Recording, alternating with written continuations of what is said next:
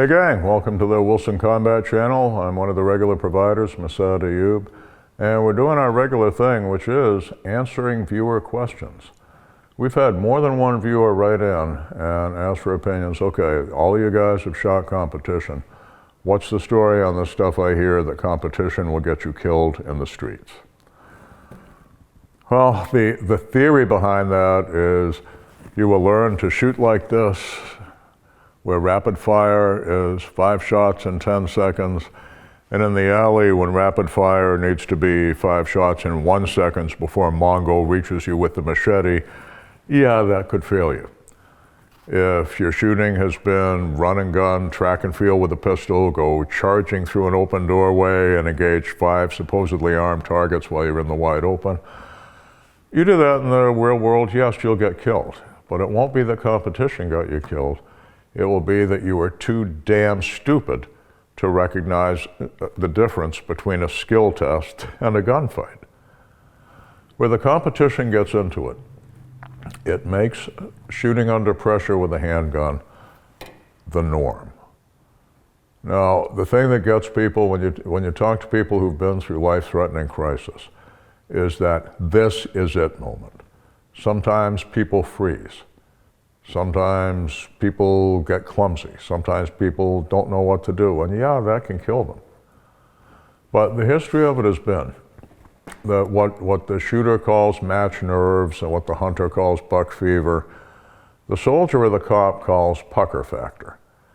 And when that stuff hits and you're dealing with a device that requires some fine motor skill to operate, if you have developed what we call the automaticity, you have shot one of these things fast and straight under pressure enough that shooting under pressure has become the norm. Do you think if all other things are equal in an actual fight, that the person accustomed to shooting a gun under pressure might have a significant advantage? I'm still waiting to find a documented case of a pistol champion getting killed in a gunfight because they did something stupid. What I have seen again and again is the highly skilled shooter gets into a gunfight and absolutely dominates it. Let's go back into history. The name Wyatt Earp ring a bell with anybody? Wyatt Earp filled a whole lot of graves. And history shows before his first gunfight, when he was a young lawman in the cow towns, he shot in the informal pistol matches of the time. He told his biographer, Stuart Lake, that with one exception, he said, every man I ever shot, I was careful to align the foresight with the back sight, which is what in his time they called front and rear sight. And I was careful to squeeze the trigger. And Lake said to him in their early correspondence when they were putting the biography together, how could you be cool enough to do that when men were shooting at you, Wyatt? And Earp's reply was classic, and I wish to God he'd put it in the book. Earp wrote back, Stuart, that's the point. I shot them while they were shooting at me. The one exception was when he killed Frank Stillwell at the Tucson train station with muzzle contact with both barrels of the shotgun against Stillwell's belly when he pulled the triggers. And I would submit to you, you don't need a whole lot of competition shooting practice at muzzle contact distance with a shotgun. Let's fast forward in the early 20th century. I knew Colonel Charles Askins Jr. He was a little bit of a mentor, in fact. Charlie Askins was a competitive shooter, lost count of how many medals and trophies he won, how many state championships, and he was the national pistol champion of the United States in the year 1936. Between his years on the Border Patrol and in the European theater in World War II, Charlie Askins killed on the order of 24 men, and he never took an enemy bullet in his body himself. I think that kind of tells you something. Let's go a little bit later into the 20th century.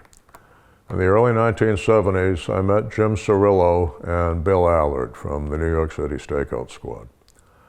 Allard was the member of the unit who had killed the most men in face-to-face gunfights. Jimmy Cirillo was a close second. And you can read about them in Cirillo's book, Guns, Bullets, and Gunfighting. and the book about Cirillo, Jim Cirillo's Tales of the Stakeout Unit by Paul Kirshner. Cirillo's most famous gunfight, he shot 3 men in 3 seconds.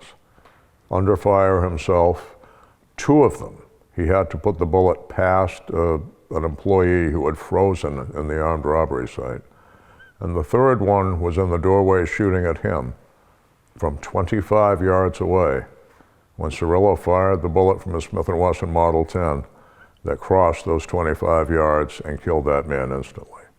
Now, Jim Cirillo, at the time of that shooting, was New York and New Jersey state champion in PPC. And people say, well, we're not yet Jim Cirillo. Neither was he. That famous gunfight in the dairy store was Jim Cirillo's first shooting. But his competition shooting had made getting the hits under pressure the norm. He told me that before he gave the challenge, before he shouted, "Police, drop your weapons," he said, "Mass, my mouth was so dry from the fear, my tongue was stuck to the roof of my mouth like I was eating peanut butter. I was scared to death." But when that gun came up and I saw that front sight on him, we were in my world now. And he said the fear went away. He said for an instant he asked himself, who's firing my gun, because he was on automatic pilot. And it was bam, bam, bam. And actually about kind of between Askins and Cirillo's time on the border, Elmer Hilden. I never got to meet Elmer Hilden, but he won the national championship in PPC, Practical Police Course Shooting, multiple times. The people who knew him said Elmer Hilden had killed 9 men in face-to-face gunfights. And now the man I was going to talk to you about in Ohio, Kerry Heil. Kerry Heil had multiple times won the National Police Revolver Championship. Subsequent to that was put on the SWAT team. Wound up in a hellacious gunfight, multiple officers shooting at the bad guy and unable to hit him. And Kerry Heil, from somewhere between 30 and 40 yards away, raised his revolver and went 1, 2, 3, 4, put 4 in the chest, put the man down for good. And you start putting all those together. It tells you that the guy who was accustomed to shooting under pressure is the guy who's going to be able to do that when the pressure takes the form of criminals or enemy soldiers shooting at him. And if you read Cirillo's book, he'll tell you the exact same thing. Everybody, all the honchos tell you, well, you guys who go to shooting matches, a shooting match isn't a gunfight. No crap, Sherlock. If we thought it was a gunfight, we wouldn't have registered to go. But everybody misses the flip side of that. The gunfight is a shooting match. Think about it. Do you think maybe the person with more experience running that gun under pressure might have an advantage? You all ask the question, and that's my answer. If you haven't tried competition, go ahead and do it. I see it as my pressure laboratory. That's why even though I'm no longer on the Pro Tour, I still shoot matches. It reminds me what it feels like to shoot under pressure. Think of it as training, one element of training. Part of training is skill testing. Competition is skill testing. Best answer I can give you. We'll all be here next time at the Wilson Combat Channel. You ask the questions and we'll do our damn level best to give you the most honest answers we can find. Thanks for coming and tuning in.